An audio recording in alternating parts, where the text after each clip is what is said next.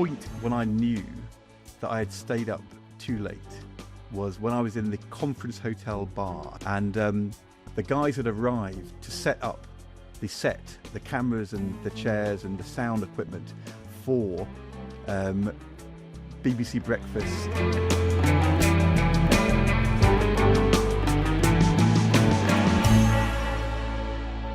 So hello and welcome to a special episode of Political Currency. Rather than our usual EMQs, we thought with the two main parties' conference season now getting underway, we've had Reform and the Lib Dems, but Labour and Conservatives coming up in the next 2 weeks, rather than our usual EMQs, we would focus on what it's really like at conference and also get some special guest contributors to tell us some stories. They're not really questions, but they're going to spark us off to remember some of the things which we've been involved in, but also to give some advice to those people off to conference in the next couple of weeks about how to get it right and not to monumentally screw up, as it is possible to do at conferences. Yeah, I think I spent about 25 years of my life at around this time of year heading off to what started off as a sort of seaside resort and then ended up as being, a big city, because the conferences switched, at least the Tory conferences switched from places like Blackpool and Bournemouth to Manchester and Birmingham. And I remember at the time you're like, oh God, I got to go off to the party conferences. But of course, I loved it. It's, if you're into politics, this is, politics on speed. And there's a bit of me that slightly misses the fact I'm not going to be there. This time of year. How old were you when you went to your first one? The first conferences I went to were in 1994, so I guess I was 23. God. And the first Labour conference I went to was also 1994. I only went to the Labour conference, and no, but I went to the Labour conference too. Because although I was working for the Conservative Party, I was the official Conservative Party observer. So we were at the same conference. We're going to come to special conference roles in a second. The thing about the conferences, it's like this kind of goldfish bowl of everybody seeing each other the whole time. The days are long. There's kind of receptions and speeches, but also walking between places. I can remember my first conference working with Gordon Brown, 1994, the point when I knew that I had stayed up too late was when I was in the conference hotel bar. I can't remember whether it was in Brighton or in Blackpool, and the guys had arrived to set up the cameras and the chairs and the sound equipment for BBC Breakfast and for the ITV. I think it would have been 1994. It was before GMTV, so whichever was the ITV breakfast show at the time. When you're in the bar at a conference and it's the night before and they're already setting up the breakfast TV for the next morning, is the point where you realise you should probably turn in. We should explain, shouldn't we? I'm sure lots of our listeners have either been to conferences or heard about them, but there's a kind of conference hall where the formal conference happens and people give the speeches, like the leader of the party. And then there's a conference hotel where most people are staying. Not all people, lots of people in sort of basically cheaper accommodation in other hotels. But there's one hotel which is within the security cordon, so you don't have to kind of go in and out through metal detectors. And that's where there are a load of sort of side events and dinners and lunches and a lot of bar chat.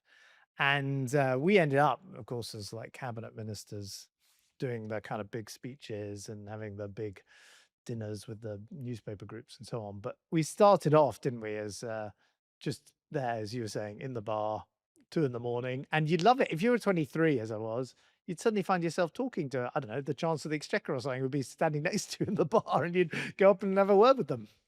And you wouldn't have a bed in the conference hotel, would you? You'd be in a boarding house somewhere down the seafront. I was in a terrible boarding house in Blackpool. That was the first one I went to. It was just quite an experience for a boy from central London. So I'm going to start with a contribution from the co-chair of the Holocaust Memorial Foundation with me, but of course famous for being a Conservative cabinet minister, now the Lord Eric Pickles, because we were talking about conferences a couple of years ago, and he was remembering his first years at the Conservative Party conference in the 1980s, where he played an unusual role for the Conservative Party. And thinking of you with your unusual role going to other conferences, I asked Eric whether he would just tell us his story. Well, I'm just about to go to the conference. I've been going to the annual Conservative Party conference every year since 1970. Nature of the conference has changed quite a bit. When I was chairman, by that time it really had become just a rally, and the ability for individual representatives to really affect the conference had long gone.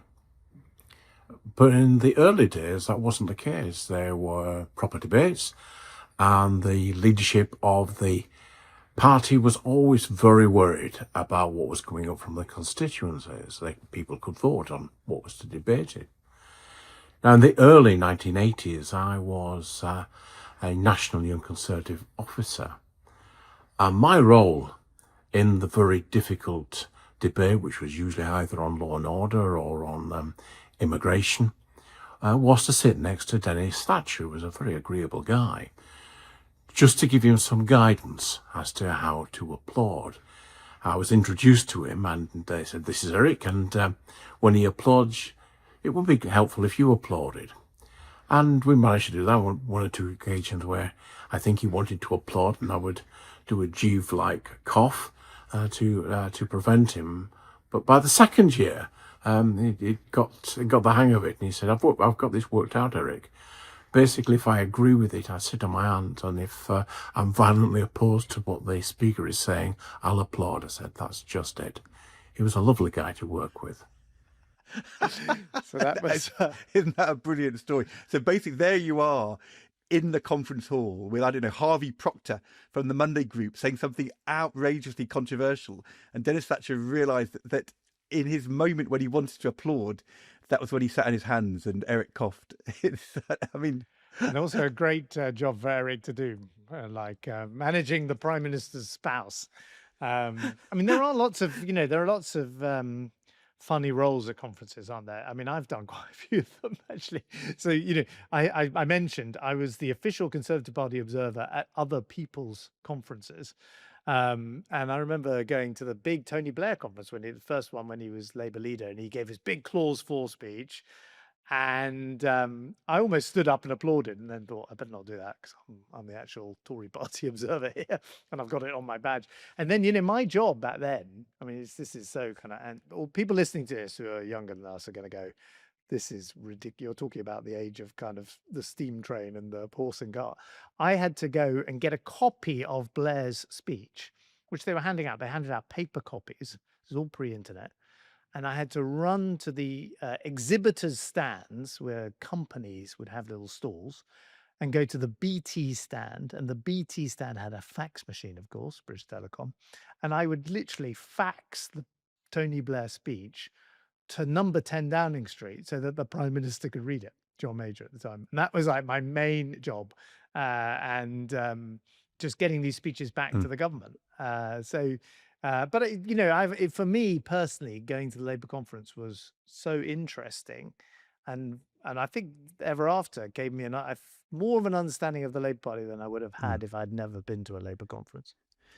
That is such a brilliant story from Eric, but it reminds you that at a conference, because there's all that focus, the small things going wrong can become massive problems. There was a point when Gordon Brown looked quite uncomfortable on the front row during a Tony Blair speech, splashed the standard, caused us huge problems. But there was a famous moment where we really needed an Eric Pickles style person, not with the husband of a woman Prime Minister, but the wife of a Labour Prime Minister. This was back in 2006, the conference of 2006, where Tony Blair had announced it would be his last conference, and an expectation that he was going to be de facto handing over to Gordon Brown in the following year. And Tony Blair and Gordon Brown had decided they were going to make fulsome speeches in support and praise of each other. And so Gordon, in his speech, it went down very well in the hall. One of his really good speeches. Gordon was a brilliant conference orator, but he talks about the closeness of his partnership with Tony Blair. And then straight after the speech, Cherie Blair, Tony Blair's wife, is leaving the conference hall. There will have been people with her, but they didn't manage to, in Pickles' terms, get her to sit on her hands. And she said, she's asked by a journalist what she thought of what Gordon has said about them both working closely together, him and Tony Blair. And she said, well, that was a lie, which was like, total... I remember the excitement when we heard that in the opposition, fantastic. The Labour conference. One little sentence totally blows out of the water the whole Gordon Brown speech, all those weeks of work, all that careful preparation. One stray comment, leads to the news, the newspapers, disaster. Although it gave Tony Blair the next day a brilliant line, even more galling for Gordon Brown. She not only overshadowed his speech, but she served Tony Blair up with one of the classic conference speech jokes the next day. Thank you to my family.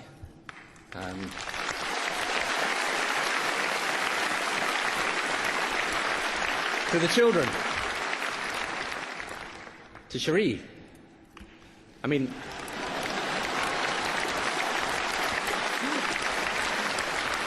Well, at least I don't have to worry about her running off with the bloke next door. Yeah, but not great for conference management at the time. One of my jobs, another one of those early jobs I had, was chaperoning former leaders of the party. And when I was working for William Hague, and, it was a terrible situation for the Conservatives and no one was interested, and they were all paying attention to the likes of Tony Blair. My job was to chaperone Margaret Thatcher, talking about Denis Thatcher and Eric's job. I had to chaperone Margaret Thatcher and Edward Heath. But, I was barely born when he was Prime Minister. And we had to basically keep these two people apart. They were like bitter enemies and had been for 30 years at that point. My job as this kind of, I guess by then I was about 26 or something, was to take Margaret Thatcher around the conference. And of course, this person had totally dominated my childhood. I didn't know what to say to her. And I had to I was told to keep her out of trouble, which obviously was impossible. And I remember one such conference where the whole conference, we had all these plans for how we were going to be a strong opposition and take the fight to Labour and so on, just became completely dominated by this rather bizarre situation of the house imprisonment in Wentworth of General Pinochet of Chile, who had been put under house arrest by the British government. And Margaret Thatcher just decided at the Tory party conference to say it was all wrong and, her friend General Pinochet should be released. Totally destroyed our conference planning and our news agenda. I'm afraid the young George Osborne did not do a very good job of keeping Margaret Thatcher quiet. Surprise, surprise. And nor did the minder with Cherie Blair. But thank you to Eric Pickles for that brilliant story. We'll take a break and then we'll have another guest contributor.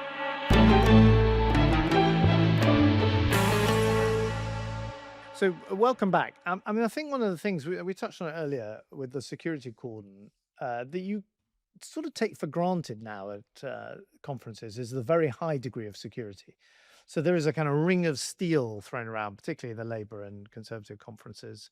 So they literally erect a kind of metal fence. There are police checks. There are lots of armed police around.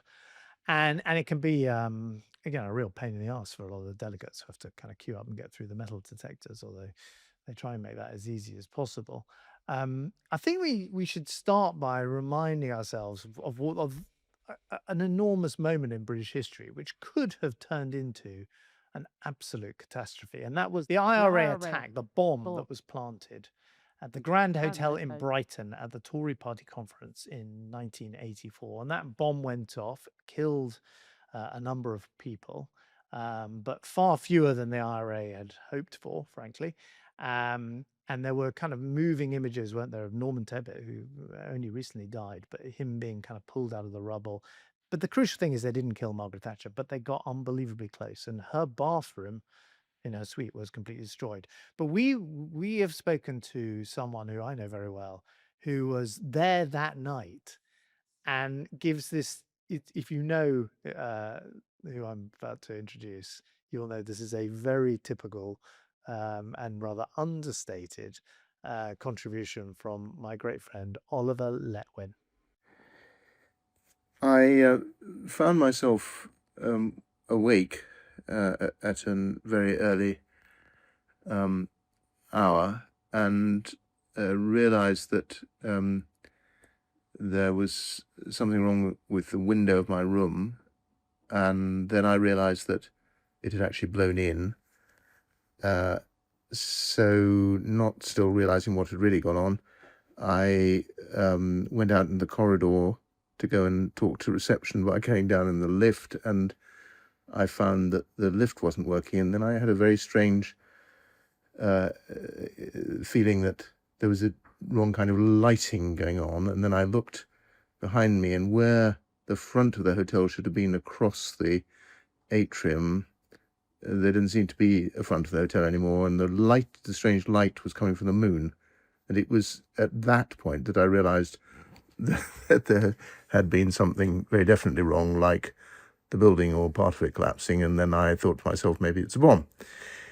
And therefore I realized that I wasn't going to be able to go down in the lift, and I headed for the fire escape, where I found, as I was going down, directly above me, Keith Joseph coming down with his red boxers, dressed in an immaculate red and blue silk polka dot dressing gown. So I helped him with one of his boxers, and we went down the steps out into the front area, looking onto the hotel, where there were a large number of other people gathering, also from the hotel.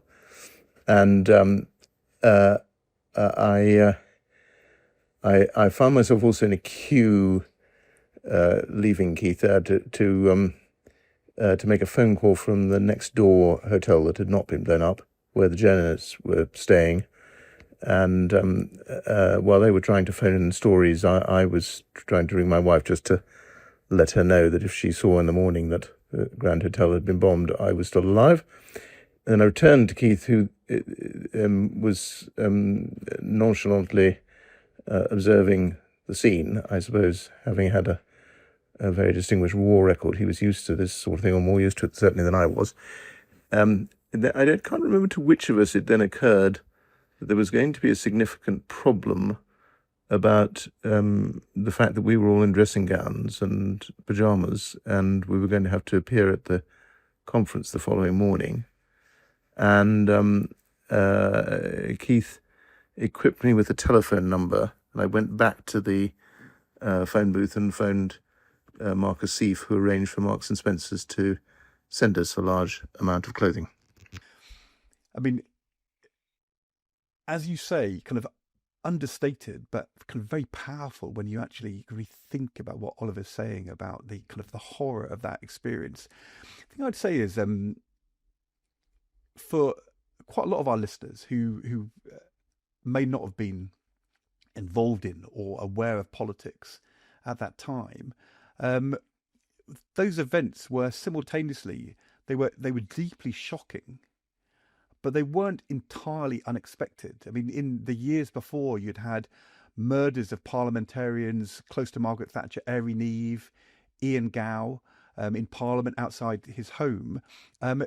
It was the case that politics operated with, a sense of concern and fear, because, in a sense, we were at war with the IRA, and I think probably security is much tighter now than it would have been back in 1984. But it may be that our awareness of threat is less uppermost in our minds than it would have been for politicians back at that time. And of course, very famously, Margaret Thatcher, having had this unbelievable trauma, chooses, against advice of her people close to her who are worrying about her, chooses to come to the conference and speak to the conference that morning, just a few hours after the bombing, with her knowing that close colleagues and friends of hers had lost their their lives. And this is just a brief excerpt from that astonishing contribution at the conference that morning. But the bomb attack clearly signified more than this. It was an attempt not only to disrupt and terminate our conference, it was an attempt to cripple Her Majesty's democratically elected government.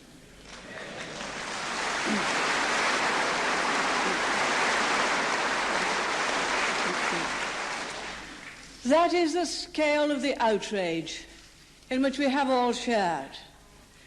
And the fact that we are gathered here now, shocked, but composed and determined, is a sign not only that this attack has failed, but that all attempts to destroy democracy by terrorism will fail.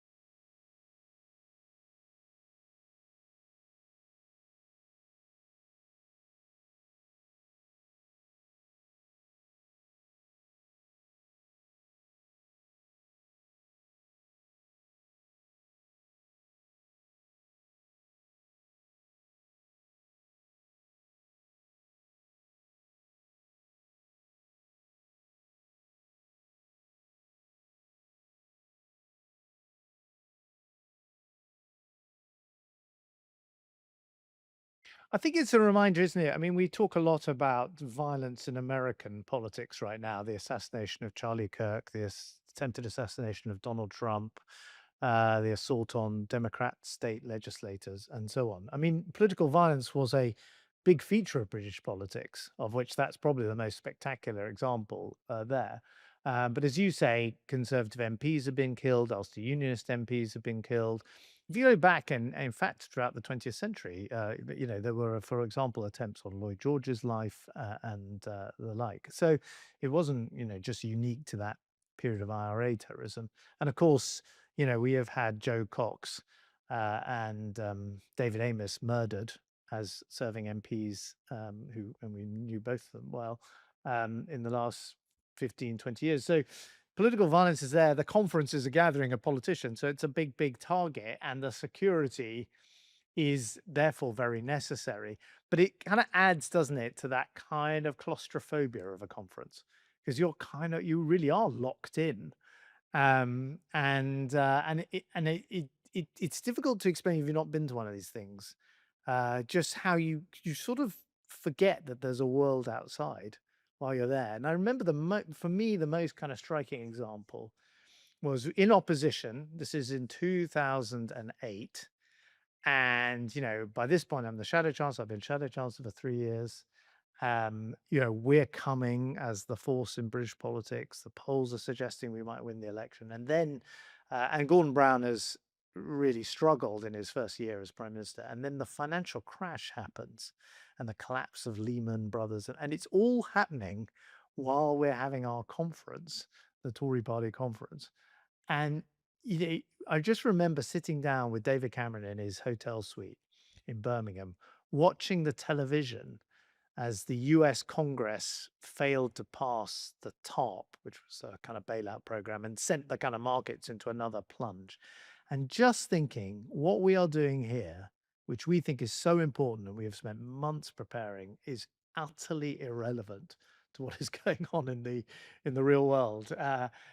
Normally you don't get that kind of shock, some massive external shock. But that was the moment when I sort of thought, actually, maybe what's happening here doesn't really count. That is right. Although when you're there, it's quite hard to keep a grip on the rest of the world, because it becomes such a goldfish bowl of focused media attention. I think one of the challenges when you are a cabinet minister is that you're still doing your job.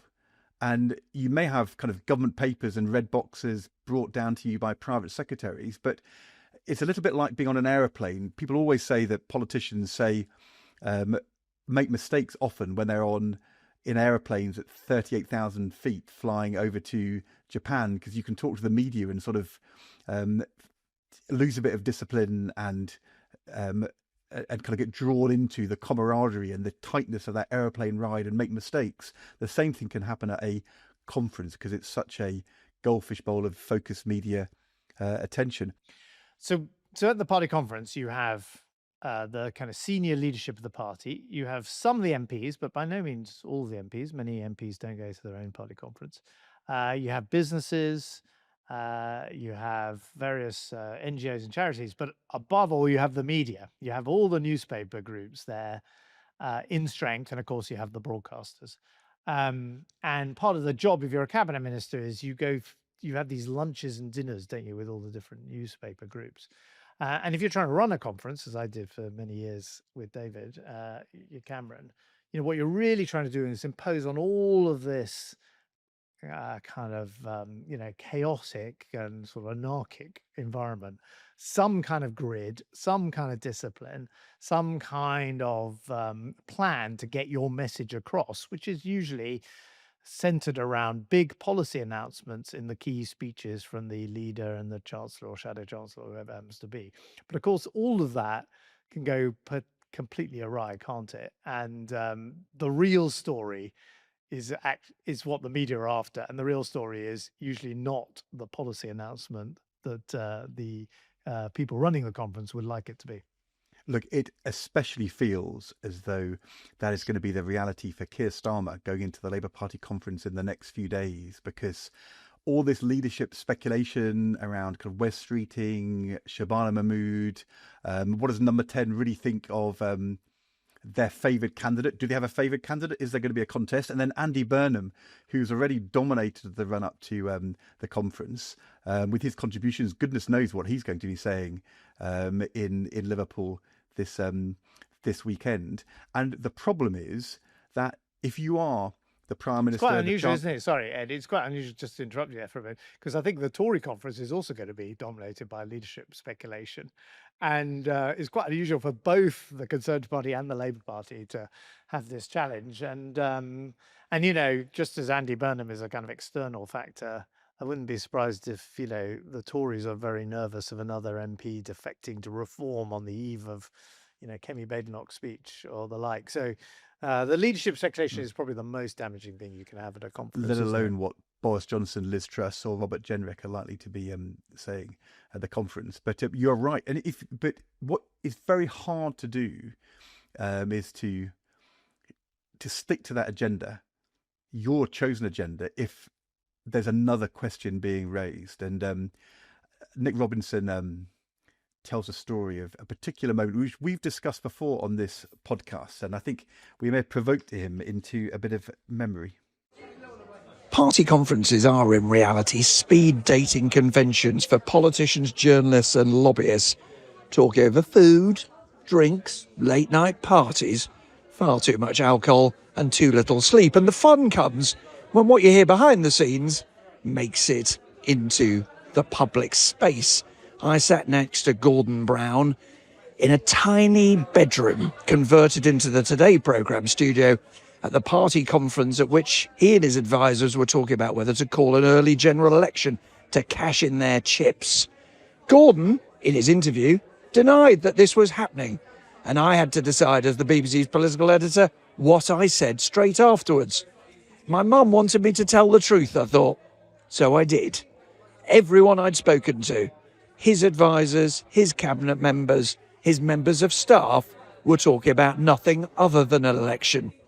The Prime Minister was furious, stormed out of our little studio, slammed the door, and I was told later that he'd said to his advisers, "Who the hell's Nick Robinson been talking to?"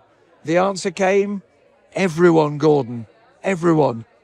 Clearly, even now I can't confirm whether everyone included a certain Ed Balls. Well, look, it certainly did. That was Nick Robinson. Now You've outed yourself as one of his sources. Today you're allowed programme to do. The source can always out themselves. Today programme presenter, political thinking podcaster. I think we quoted his political thinking podcast last week. I mean, actually, I'm not sure I told this story in our Inside the Room on the election in 2007 or not, but I remember now that Tuesday morning, Gordon Brown did that interview. That evening, very late at night, I was at the Rupert Murdoch News International party and spoke to Nick Robinson, and we were talking about the election. And I'd been very cautious about going for an early election, but it was so much being talked about, including by the whole Number 10 Brown operation. It was everywhere. And Nick Robinson said to me, do you think that he will take the risk of going for an early election? And I said, well, that all depends, Nick. This was a private comment, late night at a drinks thing. I said, it all depends where the risk really lies. Is it now more risky to go for the election, or is it now more risky not to go for the election and to delay with all this speculation?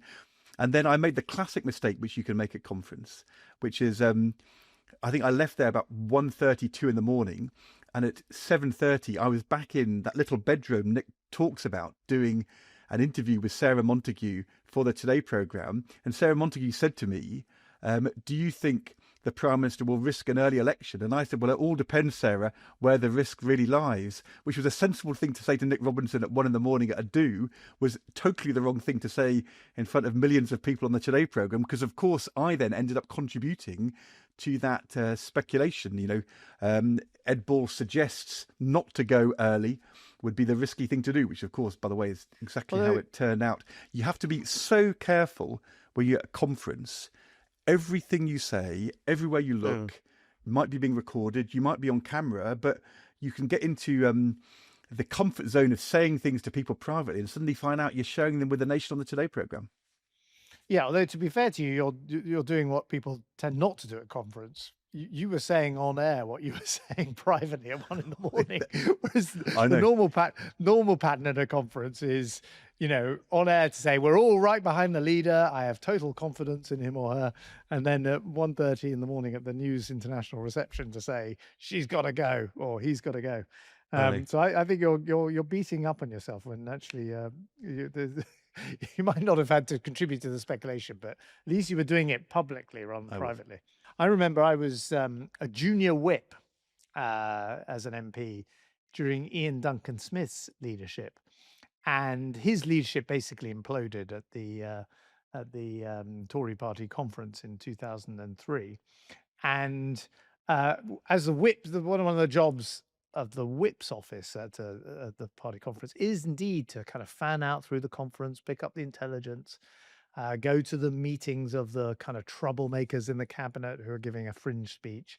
And then there was a kind of, a morning and afternoon whips meeting with the chief whip to report on the situation. And we'd gone into that conference with a lot of speculation about Ian Duncan Smith being deposed as leader.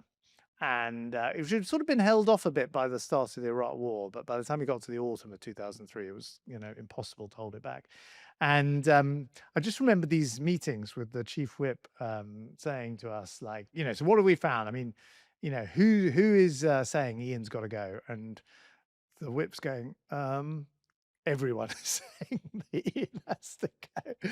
And then he had his speech, right? And we'd all been briefed. Like, the one thing we had to do was make sure the speech, was going to be a success. And this wasn't the quiet man speech. This was the quiet man's here to stay and he's turning up the volume speech, which was the second one he gave. And we'd all been instructed we had to give these standing ovations. And it was like, I just remember as this MP, it was like being in the kind of North Korean parliament, as we all had to get up again and again. And someone had kind of basically got the cue wrong and thought, instead of like maybe 3 or 4 standing ovations would be like enough, essentially a guy called Richard, I won't say more than that, had been instructed, get some standing ovations. And so literally after every 3 or 4 sentences that Ian said, he would stand up. That was a cue for me and all the planted stooges to stand up. And so this conference got up again and again and again, and it looked absolutely ridiculous. It contributed to the whole idea that the whole thing's about to fall apart. And how long did he last after that? Only a few weeks, because the moment we got back to Parliament, there was a no confidence vote in him. So, well, of course, that 2007 story from Nick is Gordon Brown at his pretty high point as Prime Minister, very strong in the polls, go for the early election. The following year, at the Labour Party conference, he was massively under pressure. Of course, that we've talked about before, the "this is no time for a novice" speech, which kind of got him out of a hole. Your line, right? Or no, Rebecca Brooks's line.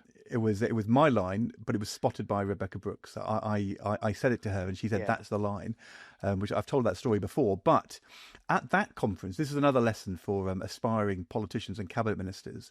David Miliband was the Foreign Secretary, and he made his speech, I think, the day or 2 days before Gordon Brown, when Gordon Brown, was under a lot of pressure. And he'd done his speech, and then back in the conference hotel, he got into a lift with his aide, Sarah Schaefer. And there was a third person in the lift who looked a bit scruffy, I think, in kind of jeans and trainers. And they weren't really concentrating. And they had a conversation in which David says, I couldn't have gone any further. It would have been a Heseltine moment. He'd toned down his speech because he didn't want to be seen to be critical of Gordon Brown. That would be the wrong thing to do. And the aide says that was completely right. He couldn't have gone any further in criticising Gordon Brown. And unbeknownst to the two of them, the third person in the lift, rather scruffily dressed, was a BBC political producer. And so this story, I don't know whether it was Nick's producer or another producer, I don't know. But, on the BBC website, they report just, a few hours later, Miliband Heseltine moment fear. David Miliband has been overheard telling aides he toned down his speech to Labour's conference to avoid it being seen as a Heseltine moment. So at the conference, any lift you're in, always be careful. Any conversation you have, any fringe meeting, even if they're taking photos. You remember David Miliband and the banana? I mean, that became a metaphor for kind of slipping up banana skins. We should explain, shouldn't we? He was walking around the conference. He picked up a banana basically to eat as sort of fuel and held it up. And all the cameras were following because you get followed. There's very few sort of private spaces. You get followed a bit like if anyone's ever seen a kind of American politician walking around Congress, they're kind of followed. It's quite similar to that. And he was just carrying this banana. And I remember, I think in 2008, we were absolutely at the top of our game as an opposition. In fact, we found 2009 quite a lot harder and 2010 in the run up to that election harder. But 2008 was probably our kind of moment when we were really, really flying. And Andy Coulson, our director of communications at the time, the moment he saw the banana thing with Miliband holding this banana, Tory conference was coming a week later, he commissioned these kind of life-size cutouts of David Miliband and big boxes of free bananas for people at the Tory conference. And we put them around the conference centre. So, there was that's the other thing. If you're the opposition, I'm sure Labour felt this in like 2023 when you're coming and you basically know you're going to win, you can't ever admit that to yourself. That's sort of the conference of a party about to come into office is when everything is clicking and all the stories we've told aren't happening. There's discipline. Everyone's on message. No one wants to get on the wrong side of the leadership. No one dares say anything at 1:30 in the morning that might get reported back to the Prime Minister, and then they might, or Prime Minister to be, and they might not be in the future government. The media are all behaving. That's there is we've told the story of conference disasters and mistakes and and tragedies in the case of the bomb, but the boring conferences are the ones that go really well for the leadership. There are though moments where the media can be on your side, and kind of unexpectedly in these late night incidents. It's not always the case that the late night incident can trip you up. There's a kind of famous moment in Labour circles. I think it was the 2007 conference where there was a late night argument in the bar between Ian Austin, who was at the time Gordon Brown's press officer, and Darren Murphy, who had been Alan Milburn's press officer for years. I'm not sure what job Darren was doing at 2007. And it was a row. It was a personal row about Darren's sister and something which Ian had said. And they face up to each other. And then Darren Murphy goes to the floor. And so the claim is that Ian Austin has clocked Darren Murphy late in the bar. Terrible news story. But standing at the bar was Tom Watson, who went on to become deputy leader of the Labour Party, Ian Kirby, who I think at the time worked for the News of the World, political editor, and Vincent Moss, who was political editor of the Sunday Mirror. And the three of them saw this incident, and in a 2007 version of what we now in football call VAR. They all got together and they said, we all saw it. There was no punch. It was a dive. And therefore they ruled it as, not a penalising offence. And Ian Austin was absolved. So sometimes, the media can be on your side. And although I think squaring up in the bar late at night is never a good idea. But there was no dive. But it was a dive. There was no incident. Yeah. I think the only physical fight I ever stopped as an adult was one between Peter Mandelson and the president of the World Bank. But that didn't happen at a party conference, and I'll save that for another one of our podcasts. We have so many stories we could tell about party conferences, but we'll have to wait for the next one to tell more because we are out of time. That is it for this special episode of Political Currency. Yeah, we'll be back next week with another episode of our regular EMQs. I hope you've enjoyed this diversion into the world of party conferences. And of course, we're going to be talking about the party conferences that are happening on the main podcast. But politics is well and truly back, and we want your questions. And so do send them in to questions@politicalcurrency.co.uk.